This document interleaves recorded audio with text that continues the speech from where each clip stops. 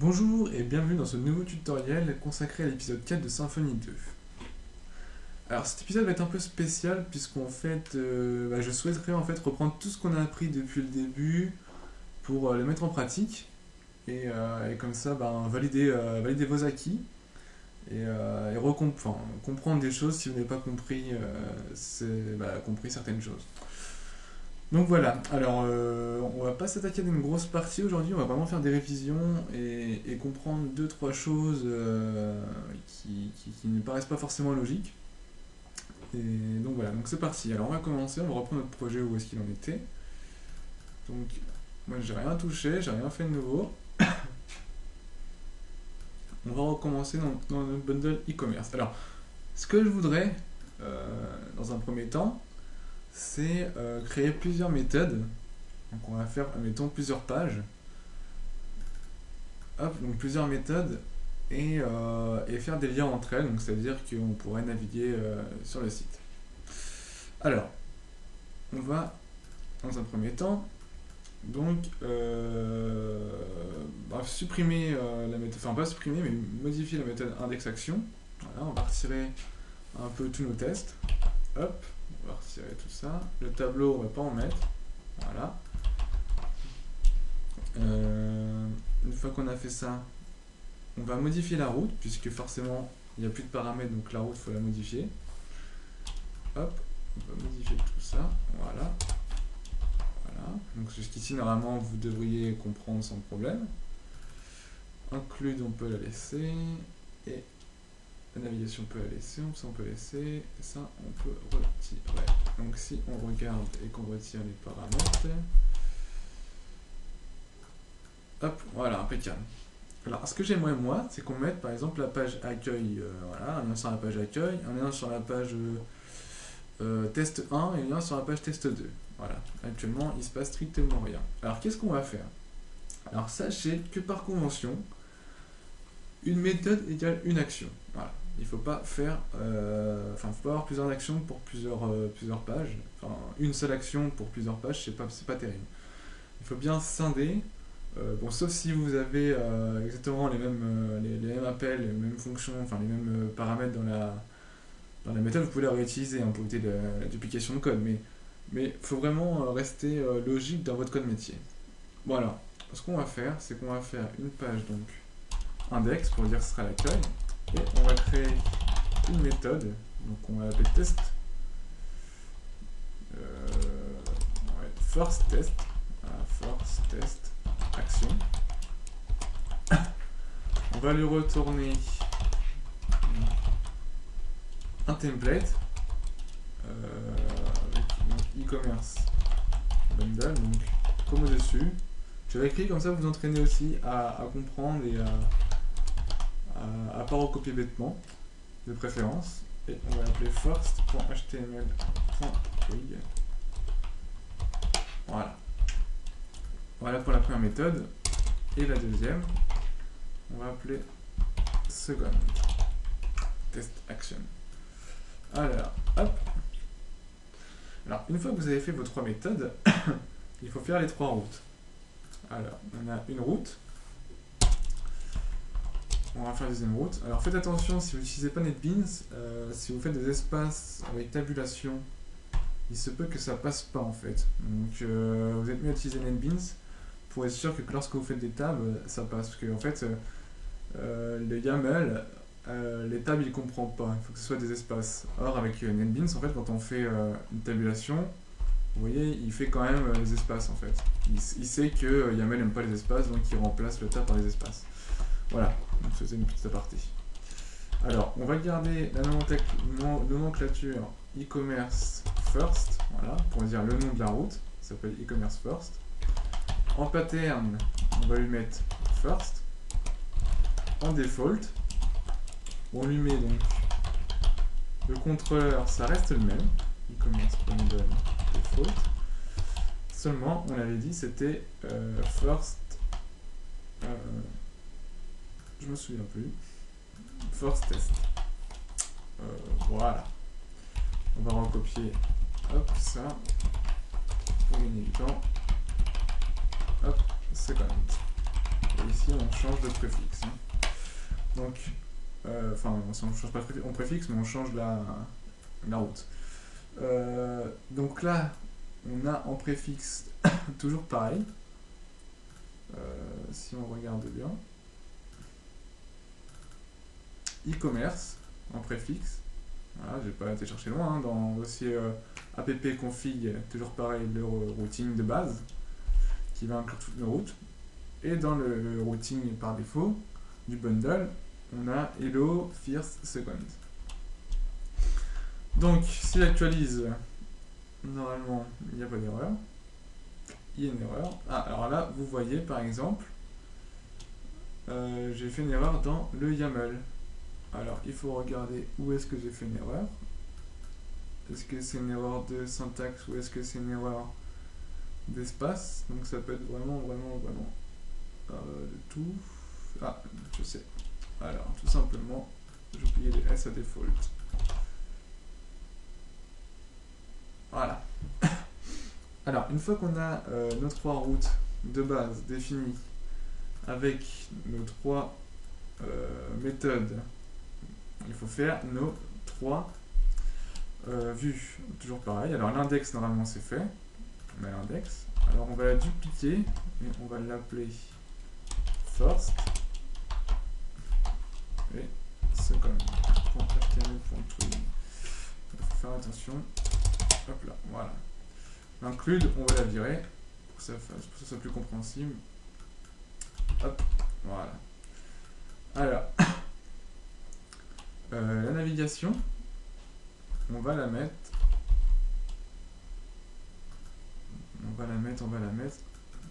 dans le layout de base. Hop. Tac.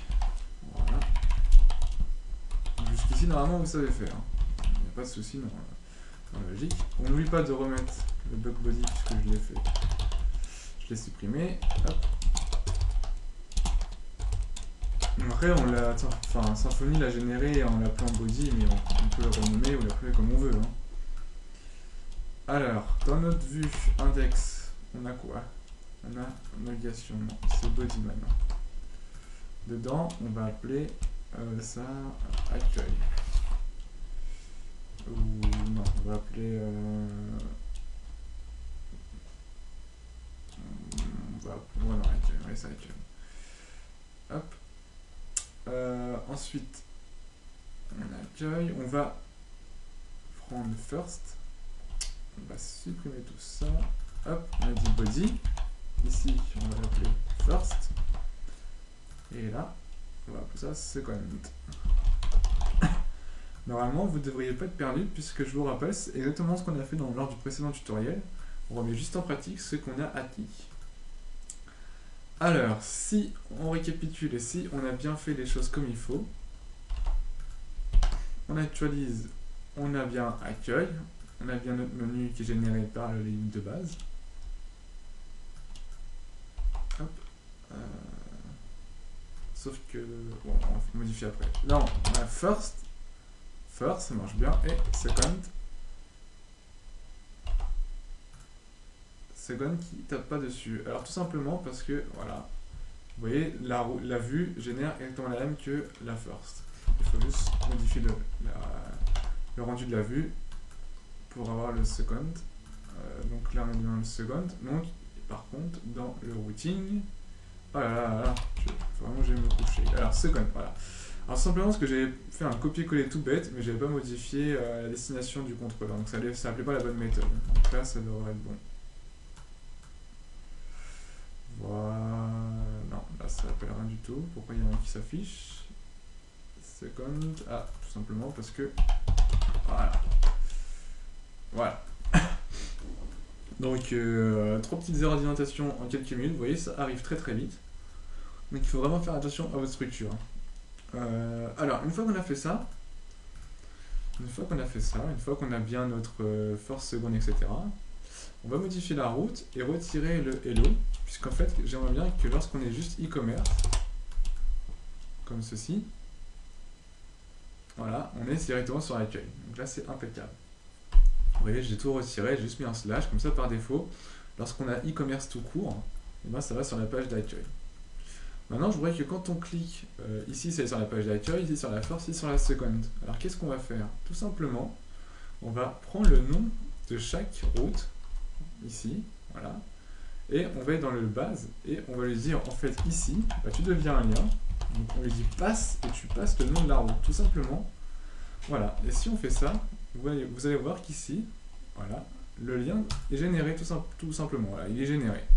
Alors vous dites pourquoi pas faire un copier-coller du lien? Tout simplement parce que si vous changez, ici vous mettez là, n'importe quoi, bah, vous allez devoir modifier dans toutes vos routes bah, le chemin de destination. Tandis que si vous mettez le nom de la route, lui, Symfony va savoir qu'il faut aller chercher ce tel pattern. Donc c'est très très pratique, surtout pour le référencement, si vous voulez changer vos URL, etc. Donc c'est très pratique. J'espère que vous avez compris cette petite astuce. Donc c'est pas même pas une astuce, c'est une convention, c'est une obligation. Vous devez passer vos routes comme ceci. Alors, on va reprendre la deuxième route, donc la first. Voilà. Donc ici, on va dire que c'est la first. Ici, accueil. Hop. Et ici, on lui dit passe second.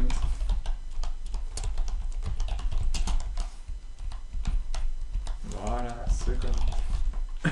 Et là, maintenant, on a first, second, accueil. Voilà, donc là on a un site. Bon, certes il n'y a pas grand chose, mais on a le fonctionnement d'un site web. Et donc vous voyez que les URL sont bien formatées et que bah, c'est rapide et c'est sympa, quoi. Donc voilà, vous avez fait votre premier site web entre guillemets. Bon, on va pas s'arrêter là, on va pousser un peu plus le bouchon. On va essayer de passer des paramètres et dans les routes, on va essayer de forcer le typage, etc., quoi. Alors, forcer le typage, pourquoi? Alors tout simplement parce que ici, vous avez juste, on va prendre first. Alors, vous avez first et on ne sait pas ce que c'est. Donc, les internautes ou des moteurs de recherche qui aiment bien avoir le format de rendu. Alors, pour avoir le format de rendu, c'est pas trop compliqué. Il suffit juste donc de lui dire que, en gros, donc, en premier paramètre, on a le contrôleur de destination, et en deuxième paramètre, on va lui dire comme format, j'aimerais du HTML. Donc, si on actualise, il va rien se passer, mais par contre, si on met .html, ça va fonctionner quand même. Ça ne fonctionne pas. D'accord. Alors, pourquoi ça ne fonctionne pas? Ah, je sais pourquoi. Alors, j'ai dû oublier. Donc, ici, il faut lui dire, alors, c'est 1, 2, voilà, en format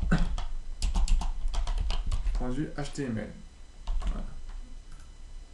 Si je ne me suis pas trompé, normalement, ça devrait être bon. Par contre, le twig, il m'indique une erreur.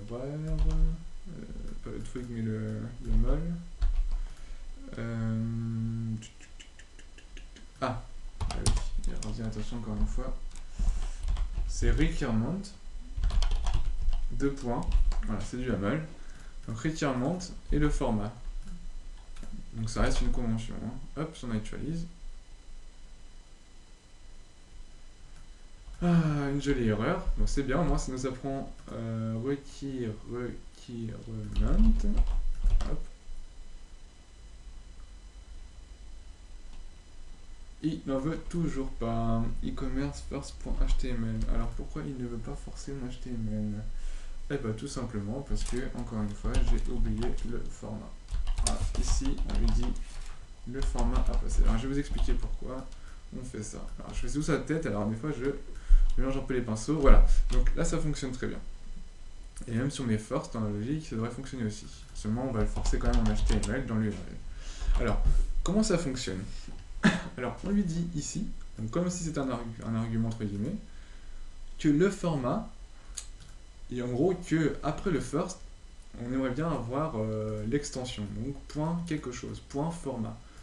Alors le underscore format, on le définit dans les requirements, voilà, donc on pourrait mettre plusieurs formats, c'est-à-dire qu'on peut séparer d'une virgule pour dire voilà, comme format, on accepte le HTML, on va accepter le XML, etc. On peut vraiment passer plusieurs paramètres. Nous, on veut juste le HTML. Par contre, c'est pas une virgule, je pense que c'est un pipe pour séparer.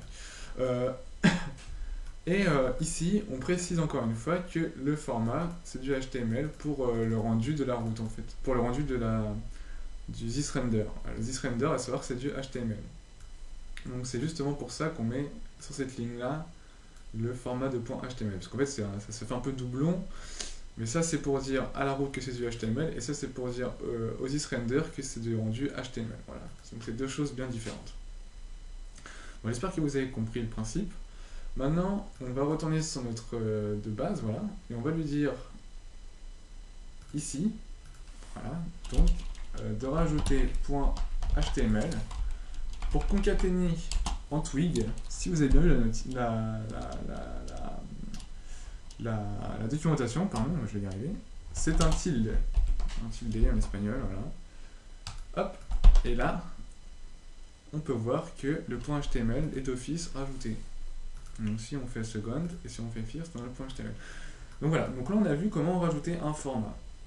Maintenant on va voir comment sécuriser nos arguments.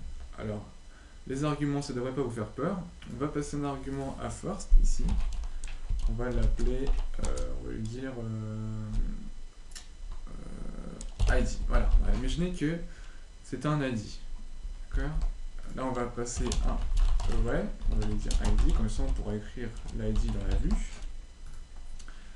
Maintenant, dans First Text Action, dans celle-ci, il faut lui dire, ici, admettons, on passe en paramètre un ID. Alors, maintenant qu'on a fait ça, il faut lui dire que, en gros, l'ID, ben, il est passé, mais j'aimerais que ce soit que des numéros, quoi. Pas des A, pas des X, pas des Z, etc. Donc tout simplement, pour lui dire ça, on va lui dire dans les requirements que l'ID, c'est seulement des numéros. Donc ça, c'est l'expression régulière. Si vous ne connaissez pas, bah, je vous invite à les apprendre. Un de plus. Donc là, si on actualise, il va nous dire nos routes, tout simplement parce que je vais passer l'ID. On va passer 18, 17 pour le jour de naissance. Voilà, donc là, qu'est-ce qu'il nous dit? Il nous dit qu'on a oublié ligne 12. On a oublié de passer... Oui, alors, oui, pourquoi alors? Regardez bien. On va regarder qu'est-ce qu'il nous dit. Alors, il nous dit que la route e-commerce first, voilà, on a oublié de lui passer un paramètre, un ID. Voilà. Donc les messages d'erreur Symfony sont très bien faits. C'est peut-être pas... Bon, pour l'instant, vous dites, oh, c'est catastrophique, un message d'erreur et tout, mais non. Alors, il nous avertit que ici, on a oublié de passer un paramètre qui était la route. Souvenez-vous, pourquoi? Parce qu'en fait, à e-commerce first, la route, e-commerce first, on a un nouveau paramètre. Seulement, dans l'URL, lui, Symfony va contrôler que le format est bon, que le nom de la route est bonne, mais qu'il y a aussi des arguments qui sont passés. Or là, l'argument n'est pas passé. Alors, on va lui dire, ici, on crée un tableau en twig, c'est un collab-incollab, que ID, tu prends 17. Voilà. Alors, nom de la route, deuxième paramètre, virgule, un tableau. On lui donne variable ID, on lui attribue la valeur 17. On actualise, et voilà. Donc si on fait first, il n'y a pas de problème. Si on fait second, il n'y a pas de problème. Maintenant, on va afficher dans la first, dans la vue, first, l'ID. Donc ça, vous devriez connaître. Voilà. Donc dans la first, si on retourne, first 2.17. Voilà. Donc, on va arriver à 20 minutes. J'espère que je vais pas été trop vite pour certains passages. On va peut-être faire un petit récap pendant une petite minute. Pour les routings, n'oubliez pas, on spécifie le format ici pour la route, donc pour l'URL. Ici, on lui dit les requirements, donc le format c'est du HTML et les ID c'est que des numéros. Ici, on spécialise le format, on spécifie le format HTML pour la méthode pour les isRender, pour le rendu de la vue. Ah, donc c'est deux choses bien distinctes. Chaque route a un nom différent. Le pattern doit être différent également. Le default doit définir sur une méthode existante avec, n'oubliez pas le action sur chaque méthode. Et chaque méthode doit retourner quelque chose. Donc là, elle retourne bien thisRender dans la vue, un paramètre ou rien du tout. En ce qui concerne les URL, donc de base, on fait toujours le pass, le nom de la route. Après, c'est un lien normal. Pour l'URL un peu plus compliqué, entre guillemets, on définit le nom de la route. En paramètre, dans un tableau, on définit les ID, ou l'ID, pardon, qui est un argument de la méthode et de la route. Et ensuite, on concatène avec le tilde le .html, donc l'extension de l'URL, qui est, elle, vérifiée par le routing de Symfony, qu'on n'a pas, qu'on n'appelle pas du XML ou autre format. Donc voilà, j'espère avoir été clair dans ce tutoriel, d'avoir bien pris tout ce qu'on avait fait depuis le début, mis en pratique vos acquis, pardon. Et donc là, on va pouvoir compliquer un peu plus les choses lors du prochain tutoriel. Je vous invite encore à vous entraîner à créer des méthodes, à modifier, etc. Passer des paramètres, à regarder la documentation pour pouvoir être plus à l'aise lors du prochain tutoriel. Donc je vais essayer de pas trop accélérer le mouvement trop vite pour pas vous perdre, c'est pas le but, encore une fois. Donc si vous vous entraînez, vous allez progresser. Si vous progressez, vous allez pouvoir suivre sans problème. Sur ce, je vous dis bon courage, exercez-vous bien et bon courage pour la suite.